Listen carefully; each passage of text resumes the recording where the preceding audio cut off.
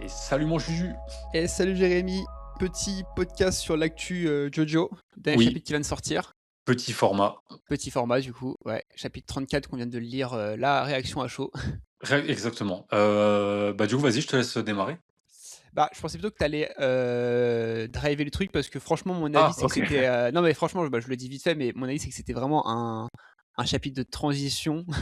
En soi il se passe Oui, pas énormément de choses, mais je sais que t'es à fond donc je te laisse expliquer un peu plus. alors je suis à fond dans Jojo, certes, d'autant plus que SBR a enfin commencé. J'ai adoré le premier épisode. Ouais, Mais sur Jojo Land, oui, c'est vrai que là, on est sur un second chapitre de début d'arc. Donc ça pose encore les bases. Encore une fois, celui qui s'en prend plein la gueule, le pauvre, c'est le petit là qui a Mate Kudasai. Je sais plus comment il s'appelle, mais j'ai l'impression que c'est un peu le Polnareff de cette saga, enfin de cette saison. Parce que ouais c'est vrai. à l'époque, la saga 3, enfin de la saison 3, c'était toujours Polnareff qui se faisait attaquer par les ennemis ou qui se foutait dans des C'est vrai, situations ouais. pas possibles. Et en fait, bah, si tu remarques, il y a toujours un personnage comme ça dans Jojo, dans les sagas. Et j'ai l'impression que par exemple, dans la saga, dans la saison 5, c'était, le petit là avec habillé en violet avec le tablier orange, celui qui avait, Heu, l'avion là comme stand. Ah, je sais plus comment il s'appelle. je me souviens plus des noms.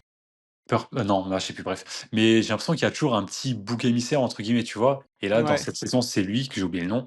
Mais non, sinon, bon, comme j'ai dit, chapitre, on va dire c'était cool. Il y a cette découverte du corps chez, je crois qu'ils sont dans sa maison, hein, de celui qui s'est ouais, fait attaquer, c'est ça, hein? Mais en fait, ce que j'aime bien, c'est que ça démarre comme un thriller et je sais que, l'auteur, il adore, les films comme ça, les films d'enquête, les films, pas d'horreur, mais tu sais, où faut mener une ouais, enquête du coup. Un peu, je crois, il avait cité à un moment donné les petits meurtres d'Agatha Christie comme source d'inspiration. Heu, ouais, donc voilà, ça m'étonne pas. Il adore ce genre d'histoire de toute façon, Araki. Et non, voilà, après le stand, ça m'a fait penser aussi un peu au stand qu'on a dans la saison 4, celui qui s'accroche au dos et il te dit toujours de te retourner, mais il faut pas se retourner.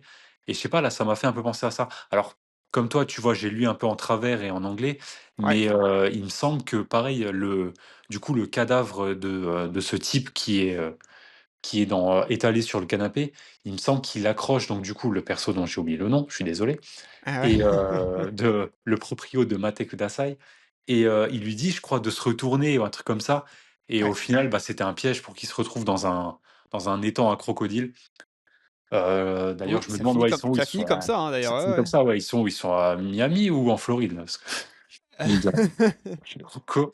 Et bah, on sait qu'il y a toujours du coup, le potentiel tueur dans la maison. On a juste vu son ombre. Donc ça va se passer en 2 temps, quoi. Sauvetage, ça se passe aussi toujours comme ça dans Jojo. Il y a toujours, Oui, le combat principal et une espèce de résolution, sauvetage camarade, d'un autre côté. Donc là, on va être sur ce plan-là, sauver, le proprio de Mate Kudasai et aller chercher le tueur qui est dans la maison et voilà, on va voir ce que ça donne après, quoi. ouais, puis j'aime bien, ça fait penser un peu à JoJo à l'ancienne dans le sens où ça serait un animé, ça serait un épisode, tu vois? La séquence de la maison. Genre, Ouais, ouais, ouais. un stand, tu sais comme à l'époque où tu avais un stand, un épisode et cetera. Là, quand tu le lis, ça fait un peu penser à ça, c'est juste que là, tu le lis donc c'est différent en lecture. Oui, Ça fera clairement, peut-être clairement. 2, 3 chapitres, mais tu sais que c'est le truc qui va se résoudre assez facilement et que c'est une bonne transition sur la suite, C'est ça, c'est ça. voilà, tu suis un peu toujours leur histoire d'argent et compagnie, c'est ça qui me fume, c'est un peu le fil conducteur. Bah, apparemment, en fait, ce qui serait intéressant, c'est ce que Rohan dit, c'est que les chats, donc qu'on a vus, précédemment, Ouais, dans les premiers chapitres, ils seraient, comment dire? Pas attirés par les Lavarocs, mais pourraient détecter les Lavarocs. Ça, c'est intéressant. mmh, Et le fait que, le proprio de Mate Kudasai, se retrouve dans le pétrin assez souvent, ce serait justement une conséquence des Lavarocs, une espèce de prix à payer, tu vois? Et OK, en fait, ça, c'est c'est vrai, hyper ouais. intéressant parce que du coup, les Lavarocs, en instaurant cette notion, ça me fait penser à la pierre philosophale dans Fullmetal Alchemist. C'est-à-dire Ouais. que pour, chaque chose reçue, tu dois en céder une autre de même valeur. Et j'ai l'impression que là, pour la Lavaroque, c'est un peu pareil. Là, maintenant, ils ont obtenu des terres, ils sont, riches sur le papier, mais contre coup, bah, il leur arrive que des emmerdes, quoi.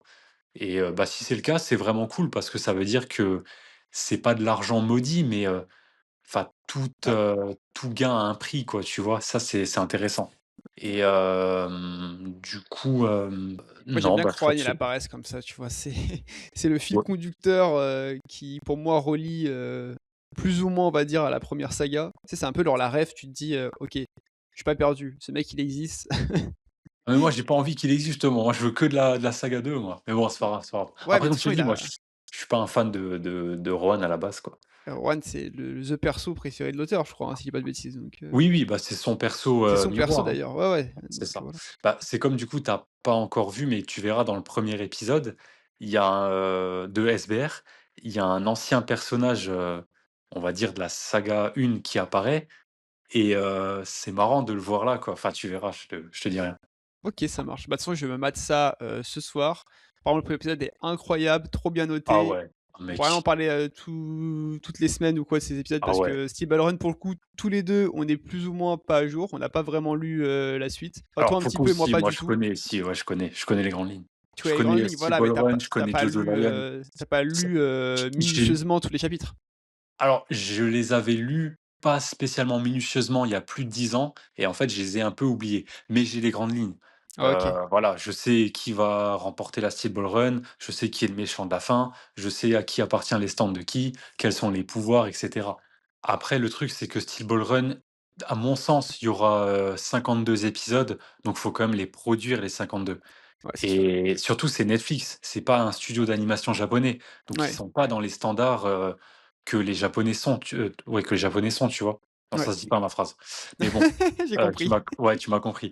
Mais du coup, c'est peut-être pour ça. Après voilà, moi je préfère qu'ils prennent leur temps et qu'ils nous sortent des animés, magnifiques que tu peux revoir dans 15 ans et qui sera toujours aussi magnifique. C'est le cas pour, Phantom Blood et Battle Tendency. C'est sorti en 2012, mais tu regardes les animés encore aujourd'hui, c'est beau, c'est magnifique, donc je préfère ça. Plutôt que de nous sortir des trucs, hyper rapidement et que ce soit moche quoi, tu vois? Donc voilà et puis, bah, voilà, on a fait le tour, hein. Bon, bah, nickel et bah, au prochain chapitre et aux prochaines actus de JoJo alors, hein. C'est ça. Ah, oubliez pas de vous abonner, lâcher un like et on vous aime. Allez, tchuss! Ciao.